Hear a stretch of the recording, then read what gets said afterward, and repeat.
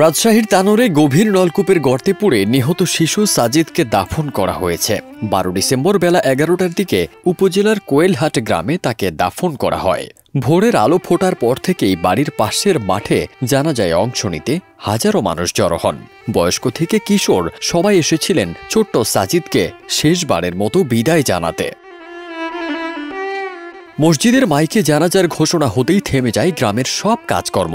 দোকানপাট বন্ধ, মাঠে কেউ কাজে যাননি। পুরো গ্রাম যেন একসাথে দাঁড়িয়েছিল এক শিশুর মৃত্যুতে শোক প্রকাশের জন্য। জানাজায় ইমামতি করেন স্থানীয় মাওলানা কাজী মিজানুর রহমান। অবহেলার কারণে শিশু সাজিদের প্রাণ গেল, এ দৃশ্য কেউ আর দেখতে চায় না। জানাজার ময়দানে সবাইকে সতর্ক হওয়ার আহ্বান জানান ইমাম ও স্থানীয়রা। 10 ডিসেম্বর দুপুরে খেলতে গিয়ে গভীর নলকূপের পুরনো গর্তে পড়ে যায় সাজিদ। খবর পেয়ে দুপুর 2:30টায় উদ্ধার অভিযান শুরু করে ফায়ার সার্ভিস। একে একে যোগ দেয় 8টি ইউনিট। পুলিশ, সেনাবাহিনী, প্রশাসন ও স্থানীয়রা যুক্ত হন টানা অভিযানে। 32 ঘণ্টা শ্বাসরুদ্ধকর প্রচেষ্টার পর 11 ডিসেম্বর রাত 9টার দিকে প্রায় 40 ফুট গভীর থেকে সাজিদের নিথর দেহ উদ্ধার করে ফায়ার সার্ভিস।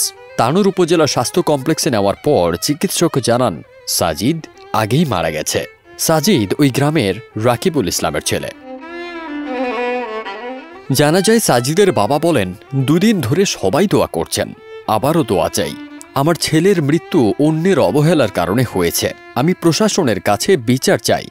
স্থানীয়রা জানান তানোরের পানির স্তর নিচে নেমে যাওয়ায় এই এলাকায় গভীর নলকূপ বসানো নিষিদ্ধ ছিল। এরপরও গ্রামের এক ব্যক্তি পানির আশায় গর্ত খুঁড়েছিলেন, কিন্তু পানি না পেয়ে গর্তটি আলগা মাটি দিয়ে কোনো রকমে ভরাট করেন। ফলে বর্ষায় সেই মাটি দেবে গিয়ে চোরাবালির মতো গর্তের সৃষ্টি হয়।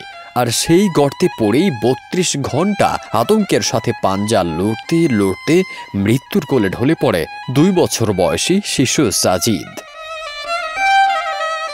সাজিদের মৃত্যুতে শোকের ছায়া নেমে এসেছে কোয়েলহাট গ্রামে।